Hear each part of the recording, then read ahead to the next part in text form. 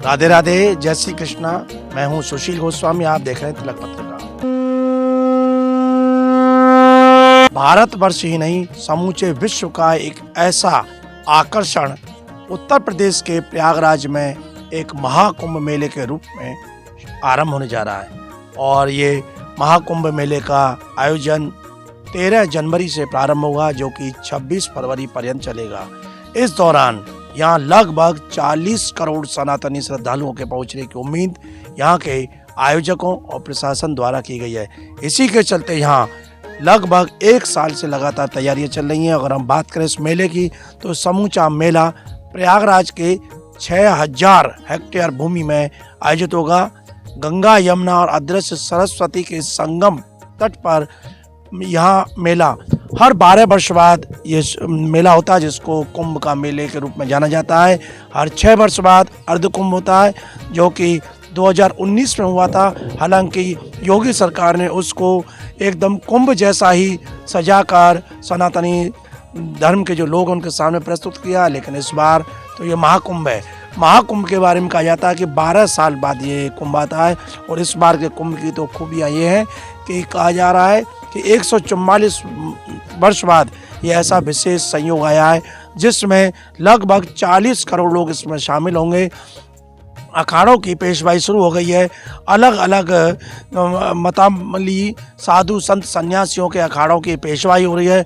बड़े उल्लास और अपनी धार्मिक पौराणिक मान्यताओं के अनुसार साधु सन्यासी यहाँ इस मेला क्षेत्र में पहुँच रहे हैं। इस मेले को भव्य और दिव्य बनाने के लिए उत्तर प्रदेश की योगी सरकार द्वारा पर्याप्त बड़े पैमाने पर इंतजाम किए गए। समूचे मेला क्षेत्र को 10 जोन और 25 सेक्टर में बांटा गया है, जिससे कि उनके इंतजाम और जो व्यवस्थाएं वो सुचारू रूप से की जा सके।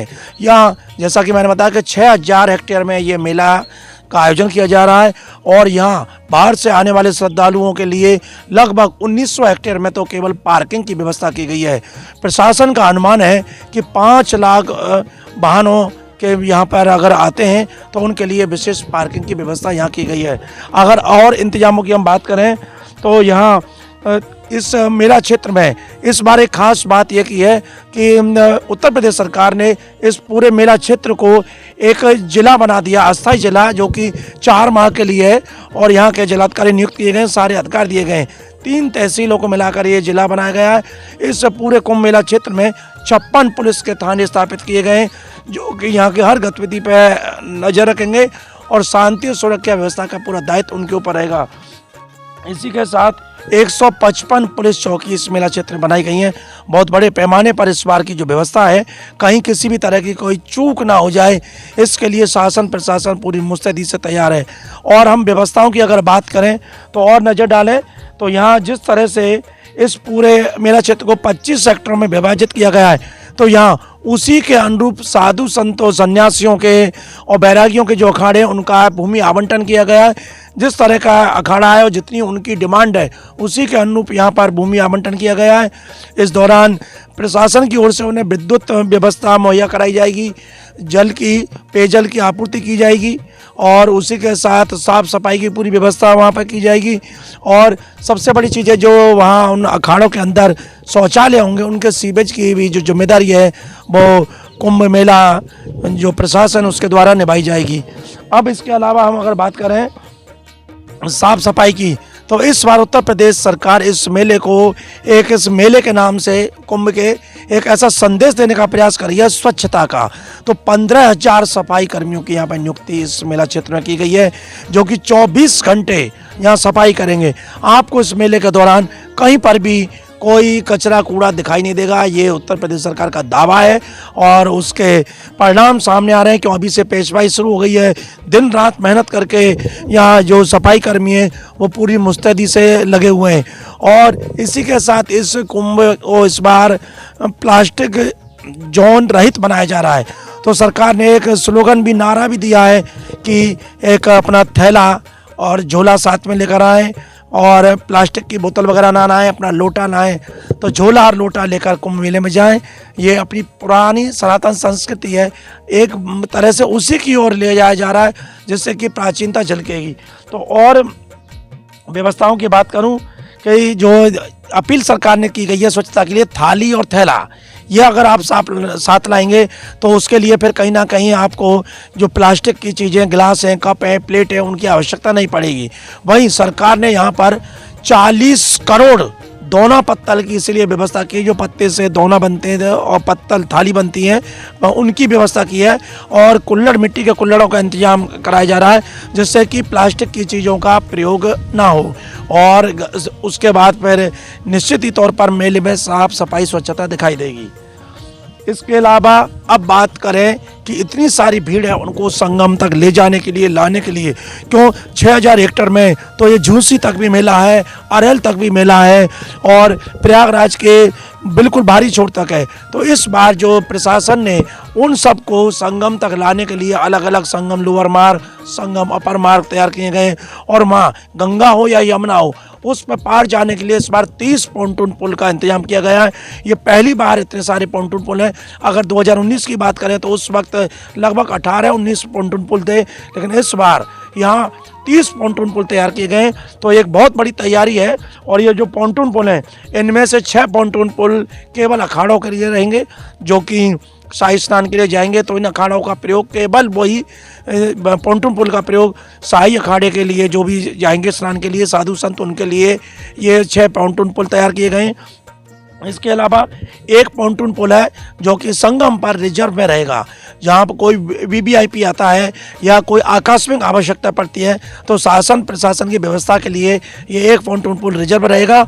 और बाकी जो 23 पॉन्टून पुल हैं, वो करोड़ों की संख्या में जो श्रद्धालु आ रहे हैं, संगम स्नान करने जाएंगे या अपने सेक्टरों में जहाँ उनका आवास है, जहाँ कल्पवास में ठहरे हुए हैं, वहाँ उनके आवागमन के लिए 23 पॉन्टून पुल हैं। तो एक बहुत बड़ी संख्या में कहीं ना कहीं इनसे एक इतनी सुविधा मिलेगी। तो जो पहले भीड़ एक जगह इकट्ठी हो जाती थी, इंतजार करती थी, वहाँ लाइन लगती थी, वो इस बार फिर इस व्यवस्था से नहीं होगी, क्योंकि एक बड़े पैमाने पर यह इंतजाम किया गया है कि इस मेले में आवागमन के लिए यात्रियों को, जैसे अब प्रयागराज और उसके समीपवर्ती 8 रेलवे स्टेशन है, तो वहाँ से उनके लिए शटल बस की सेवा की गई है कि बस अड्डे पर हो या रेल से जो श्रद्धालु आएंगे, क्यों देश विदेश से श्रद्धालु आएंगे, तो उनके लिए लाने के लिए 550 शटल बस की सेवा है, जो बिल्कुल कुंभ मेला क्षेत्र के पास से ही रेलवे स्टेशन और बस अड्डे से जो यात्री हैं, श्रद्धालु, उनको लेकर कुंभ मेला क्षेत्र तक छोड़ेंगी, जो नियरेस्ट जहाँ तक का उनका है। और जो पार्किंग जो मैंने बताई कि पार्किंग जो बनाई जा रही हैं, उसमें इन पार्किंगों को ज़्यादा से ज़्यादा मेला क्षेत्र से मात्र 1.5-2 किलोमीटर दूर पर ये पार्किंग है चारों तरफ, यानी बहुत ज़्यादा दूर पैदल नहीं चलना पड़ेगा यात्रियों को मेला में आने के लिए। और 7000 बसें उत्तर प्रदेश सरकार द्वारा, उत्तर प्रदेश परिवहन निगम द्वारा 7000 बसों की व्यवस्था की गई है, जो समूचे उत्तर प्रदेश से, चाहे वो अयोध्या हो, काशी हो, बनारस हो, मथुरा हो, आगरा हो, मेरठ हो, गाजियाबाद हो, हापुड़ हो, बरेली हो, बिजनौर हो, पूरे उत्तर प्रदेश के सारे क्षेत्र में, चाहे पूर्वांचल है, पश्चिमांचल है, हर जगह से श्रद्धालुओं को लाने के लिए लगातार वो बसें चलेंगी। तो 7000 बसों का बेड़ा तैयार किया गया है। एक बहुत बड़ी तैयारी है परिवहन निगम की भी, कि किसी भी तरह से जो रेल से नहीं जा पा रहे हैं, उनको बसों से जाने के लिए सुविधा उत्तर प्रदेश सरकार मुहैया करा रही है। अब मेला क्षेत्र में क्योंकि इतने सारे लोग होंगे, सर्दी का मौसम है और ऐसे में कोहरा भी होता है और नदी के तट पर है तो वहाँ कोहरा और ज़्यादा बढ़ जाता है। तो प्रकाश की व्यवस्था सबसे महत्वपूर्ण है, क्योंकि रात्रि में भी दिन जैसा उजाला करने का दावा उत्तर प्रदेश सरकार के विद्युत विभाग द्वारा किया गया। और इसके लिए समूचे जो मेला क्षेत्र है 6000 हेक्टेयर में जो फैला हुआ है, वहाँ 67,000 LED की यहाँ व्यवस्था की गई है, लाइटें लगाई गई हैं। 67,000 LED की अगर बात करें तो करीब एक मंडल के लिए पर्याप्त होती हैं, जहाँ पर 4-5 जिले होते हैं उन सब के लिए पर्याप्त होती है। लेकिन इतनी ये व्यवस्था केवल और केवल हमारे कुंभ मेला क्षेत्र में प्रशासन द्वारा की गई है।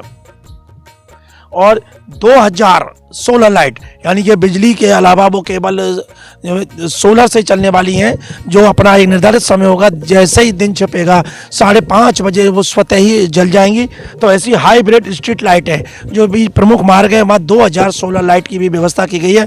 ये 67,000 की जो बिजली की जो लाइटें होंगी स्ट्रीट लाइट, उनसे ये LED से अलग हैं।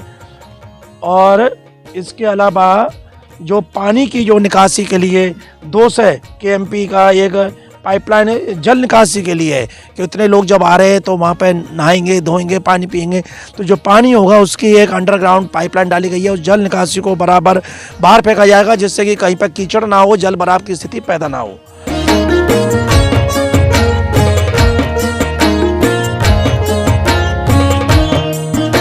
सरकार ने जब साफ सफाई का दावा किया तो उसमें सबसे बड़ी चैलेंज की जो बात आती है कि करोड़ों की संख्या में श्रद्धालु आ रहे हैं, उनके लिए शौचालय की व्यवस्था करना। और मोदी सरकार तो वैसे ही शौचालय की व्यवस्था के दावे, जब से मोदी सरकार 2014 से आई है तब से शौचालयों का निर्माण चल रहा है। लेकिन जो मेला क्षेत्र में जहाँ केवल 45 दिन के लिए आवश्यकता पड़ती है, 50 दिन के लिए आवश्यकता होती है, तो ऐसे में सरकार द्वारा पूरे मेला क्षेत्र में 1.5 लाख शौचालय का निर्माण किया गया है। और वहाँ बराबर में हर जो शौचालय का जो ब्लॉक है वहीं बराबर में समरसेबल की पंप लगाकर उनके लिए पानी की सप्लाई, क्यों कई जगह ऐसा देखा जाता है कि शौचालय तो बन जाते हैं लेकिन साफ सफाई के लिहाज से वहाँ पानी की कमी रह जाती है, तो कहीं ना कहीं गंदगी होती है। तो ऐसे में उन्होंने जो व्यवस्था की है इस बार कि जहाँ शौचालय के ब्लॉक है, एक लाइन में 15-15, 20-20, 30-30 जो शौचालय बनेंगे, वहीं पर एक समरसेबल का बोरिंग है, बिजली का कनेक्शन है और वहाँ सफाई कर्मी की तैनाती है। 2 सफाई कर्मी हर वक्त में रहेंगे, तो जैसे आवश्यकता होगी बटन दबा के पानी चला के तत्काल उनकी सफाई होगी और वहीं पानी की टैंकी रहेंगी। तो हर शौचालय में नल आदि की पूरी व्यवस्था 24 घंटे रहेगी, बिजली भी वहाँ रहेगी, पानी भी रहेगी, साफ सफाई रहेगी। तो कोई भी यात्री किसी भी सेक्टर में कहीं अगर जाता है और आवश्यकता होने पर वो शौचालय का प्रयोग करेगा, साफ सफाई भी रहेगी और साथ के साथ इनके लिए भूमिगत जो शौचालय के जो सीवर टैंक है वो बनाए गए और उनको लगातार रात्रि में उनके बराबर सफाई होगी। तो सरकार द्वारा 150 ऐसे सीवेज के टैंकरों की व्यवस्था की है जो लगातार 24 घंटे चलायमान रहेंगे और उस सीवर टैंक की सफाई भी करते रहेंगे, जिससे कि वहाँ बदबू ना फैले और दुर्गंध ना हो और साफ सफाई बनी रहे। इसी के साथ जो सरकार ने पानी के लिए, पेयजल के लिए भी अगर बात करें तो 5000 नल लगे हुए हैं। हर जगह पर आपको 5000 नल मिलेंगे पानी के पीने के लिए। और आरओ प्लांट करीब 450 आरओ प्लांट के जगह जगह पर लगाए हुए हैं कि आरओ का पानी भी पीने को उपलब्ध होगा। अब आवास की बात आती है तो 2000 तो लग्जरी टेंट की व्यवस्था की है, टेंट सिटी बनाई गई है। और मेला क्षेत्र में पीने के जो बात हमने की है तो पानी के एटीएम है, वाटर एटीएम की व्यवस्था है और जो कि जगह जगह पर ये आरओ सिस्टम है, वहाँ पर वाटर एटीएम है। तो आप वहाँ से बहुत ही कम कीमत पर 2 रुपये लीटर या 3 रुपये लीटर उसका मूल्य भी निर्धारित होगा, उस पर आपको वाटर एटीएम से पानी उपलब्ध होगा। क्यों आजकल पीने का पानी के लिए आरओ के पानी की डिमांड होती है, तो ऐसे में अगर बाजार से खरीदते हैं तो 20-20 रुपये, 15-15 रुपये लीटर की एक बोतल आती है। तो इसलिए उन्होंने ये व्यवस्था की है कि वाटर एटीएम जगह जगह पर रहेंगे, आपको पेयजल की भी कोई समस्या नहीं आएगी। और पूरे मेला क्षेत्र में अगर 6000 हेक्टेयर की बात करें तो सब कुल मिलाकर 7000 पानी के नल हैं, उनसे भी आपको पानी की व्यवस्था मिलेगी। और इसके लिए 1250 किलोमीटर की पानी की पाइपलाइन बिछाई गई है जो अखाड़ों में भी पहुंचेगी और उसी के साथ जगह जगह जो सार्वजनिक जो नल होंगे वहाँ भी ये व्यवस्था रहेगी। अब सुरक्षा की बात आती है कि मेला क्षेत्र, इतने बड़े मेला क्षेत्र की जो 6000 हेक्टेयर में फैला हुआ है, कैसे उस पर निगरानी हो। और कुछ आतंकवादी संगठनों ने मेले में विघ्न फैलाने की धमकी दी है, तो उसको भी गंभीरता से लिया है सरकार ने, खुफिया विभाग इसमें अलर्ट है। तो इसके लिए पूरे मेला क्षेत्र में 2750 सीसीटीवी लगाए गए, यानी कि हर चौराहे पर चप्पे चप्पे पर तीसरी आंख की निगाह रहेगी। कोई भी अप्रिय घटना या असामाजिक गतिविधि को उसमें कैच करेंगे, कंट्रोल रूम पर उसकी सूचना पहुंचेगी और 1 मिनट के भीतर में सुरक्षा कर्मी उस स्थिति को नियंत्रण करने के लिए मौजूद होंगे। तो ये एक सबसे बड़ी जो जिम्मेदारी का काम है वो सुरक्षा का है।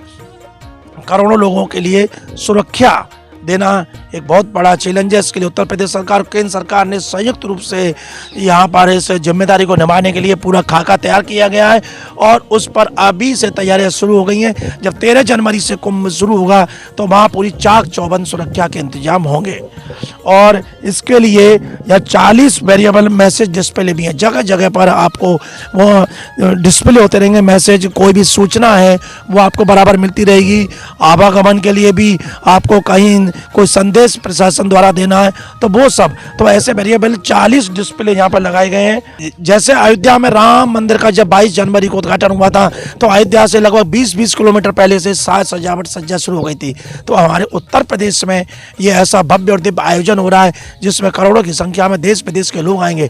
तो उनके स्वागत के लिए भी उत्तर प्रदेश के मुखिया योगी आदित्यनाथ ने जहाँ प्रयागराज को जोड़ने वाले 8 ऐसे स्थान हैं जिनसे प्रयागराज में प्रवेश होगा, तो उन सभी 8 स्थानों पर 30 किलोमीटर दूर से ही तोरण द्वार, स्वागत द्वार और प्रवेश द्वार ऐसे बनाने शुरू हो गए और जिनको अंतिम रूप दिया जा चुका है। जब आप प्रयाग में जाएंगे तो वहाँ प्रयाग में घुसते ही आपका स्वागत शुरू हो जाएगा, तो आपका मन उसको देखकर निश्चित ही आनंदित और प्रफुल्लित हो उठेगा।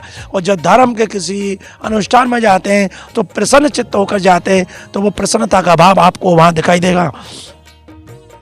आवागमन के लिए अब ये तो उत्तर प्रदेश सरकार की बात है, लेकिन केंद्र सरकार ने भी इसमें अपनी पूरी महत्वपूर्ण जो भूमिका जिम्मेदारी निभाई है। मेला के लिए पूरे अपना जो रेलवे विभाग है, भारतीय रेल विभाग, उसके द्वारा मेला के लिए लगभग 1000 यानी कि 992 स्पेशल मेला ट्रेनें चलाई हैं जो भारत के चारों तरफ से प्रयागराज को पहुंचेंगे। प्रयागराज को जोड़ने के लिए ये एक बहुत बड़ी व्यवस्था है। लगभग 1000 जब अतिरिक्त रेल है, यानी जो चल रही है रूटीन की वो तो है और अतिरिक्त है, और जो चल रही हैं उनमें लगभग 5000 जनरल बोगियों की जोड़ने की व्यवस्था की है। जो रूटीन की जो ट्रेनें हैं उनमें 5000 जनरल डिब्बे बढ़ाए जा रहे हैं, क्योंकि आम जनमानस के लिए अगर जिनको रिजर्वेशन नहीं मिलता है तो बहुत से लोग जनरल डिब्बे में बैठ के यात्रा करके पहुंचते, तो ऐसे जनरल बोगियां बढ़ा दी गई हैं।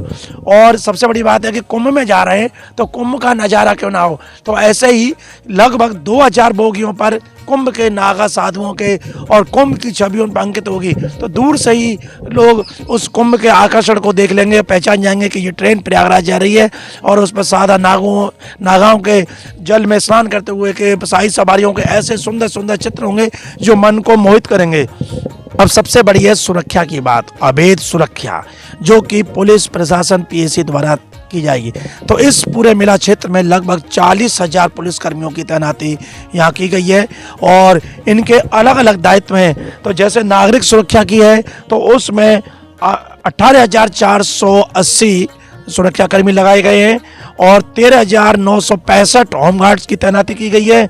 वहीं यातायात पुलिस एक चैलेंज है ट्रैफिक को संभालना, तो उसके लिए 1405 हमारे ट्रैफिक पुलिस के पुलिसकर्मियों की तैनाती की गई है, जो उत्तर प्रदेश के जो ऐसे कुशल ट्रैफिक पुलिस के एक तरह से मैं कहूँगा मर्मज्ञ इसमें जो अपनी एक महारत हासिल करते हैं, ऐसे सुरक्षा कर्मियों को चयनित करके यहाँ पर तैनात किया गया है। और महिलाओं की सुरक्षा के देखते हुए भी यहाँ पर लगभग 1380 महिला पुलिसकर्मियों की भी ड्यूटी लगाई गई है और सशस्त्र पुलिस लगभग 1250 सशस्त्र पुलिसकर्मियों की ड्यूटी इस मेला क्षेत्र में लगाई गई है। इसके अलावा लोकल इंटेलिजेंस यूनिट यानी खुफिया गतिविधियों पर निगाह रखने के लिए खुफिया विभाग के LIU के 510 जवान यहाँ पर LIU के खुफिया पुलिस भी तैनात रहेगी। PSC 6000 PSC के जवान यहाँ लगाए गए हैं जो हर स्थिति से निपटने के लिए सक्षम है। और जल पुलिस, क्योंकि यमुना और गंगा का तट है तो ऐसे में वहाँ बोट पर हमारे जो जल पुलिस है वो भी लगभग 350 जल पुलिस के जवान तैनात किए गए हैं। और परिवहन शाखा जो अपनी परिवहन शाखा की यूनिट है उसके 250 जवानों की तैनाती की गई है। और घुड़सवार मेले पर क्योंकि भीड़ का जब फ्लो रहेगा तो उन पर ऊपर से निगाह रखने के लिए तो घुड़सवार भी तैनात किए गए जो लगभग 150 की संख्या में। उनको एक प्रशिक्षण दिया गया है कि भीड़ में कैसे वो चले और कैसे उस भीड़ को नियंत्रित करें। तो इसके पूरे इंतजाम उत्तर प्रदेश सरकार द्वारा किए गए। एक बहुत बड़ी एक तैयारी उत्तर प्रदेश सरकार ने की इस मेले में। और आप देखेंगे जब आप जाएंगे तो चप्पे चप्पे पर आपको उत्तर प्रदेश पुलिस के जवान तैनात मिलेंगे और इनको विशेष प्रशिक्षण दिया गया है कि किसी की भी व्यक्ति को आवश्यकता पड़े तो पुलिसकर्मी उसका एक व्यावहारिकता में आत्मीयता के साथ उसका समाधान करेंगे। क्योंकि ये लोगों की एक छवि मन में बसाए होते हैं कि पुलिसकर्मियों का थोड़ा रूढ़ स्वभाव होता है, लेकिन ये यहाँ बिल्कुल आपको अलग नजर आएगा। पूरे सहृदयता के साथ पुलिस आपका वहाँ सहयोग करेगी, सुरक्षा करेगी, शांति व्यवस्था को संभालेगी। तो इस तरह से उत्तर प्रदेश की योगी सरकार ने इस कुंभ मेला क्षेत्र को भव्य और दिव्य और अनूठा बनाने में कोई कसर बाकी नहीं की है। अगर इस पर व्यय की बात करें तो उत्तर प्रदेश सरकार ने 5600 करोड़ की एक बड़ी धनराशि इस कुंभ मेले के लिए आवंटित की है और उससे खर्च किया जा रहा है। और वहीं केंद्र सरकार ने, मोदी सरकार ने 2100 करोड़ की धनराशि इस कुंभ मेला के लिए दी है। स्वयं खुद नरेंद्र मोदी 13 दिसंबर को प्रयागराज पहुंचे थे और उन्होंने कुंभ कलश की स्थापना की और वादा किया कि इस बार के इस महाकुंभ को भव्य और दिव्य बनाने में केंद्र सरकार भी कोई कसर बाकी नहीं छोड़ेगी।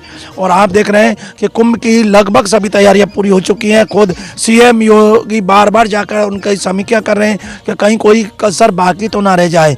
और ये दिव्य और भव्य कुंभ आपके लिए तैयार हो चुका है। यहाँ सबसे पहला जो स्नान है वो 13 जनवरी को होगा और मकर संक्रांति के साथ इस कुंभ का आगाज हो जाएगा।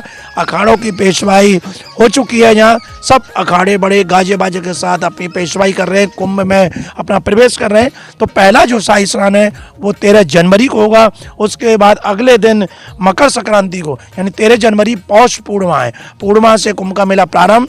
फिर अगले दिन 14 जनवरी को मकर संक्रांति का शाही स्नान होगा, जिसमें करोड़ों लोग अपनी सहभागिता करेंगे और संगम पर स्नान कर पुण्य अर्जित करेंगे। इसके बाद जो अगला तीसरा शाही स्नान वो मौनी अमावस्या को होगा, जो कि 29 जनवरी को है। और उसके बाद फिर 3 फरवरी को बसंत पंचमी का चौथा शाही स्नान है। और उसके बाद माघ पूर्णिमा का जो स्नान है वो 12 फरवरी को होगा। और अंतिम जो शाही स्नान है और इस मेले का जो समापन है वो 26 फरवरी को महाशिवरात्रि के साथ होगा।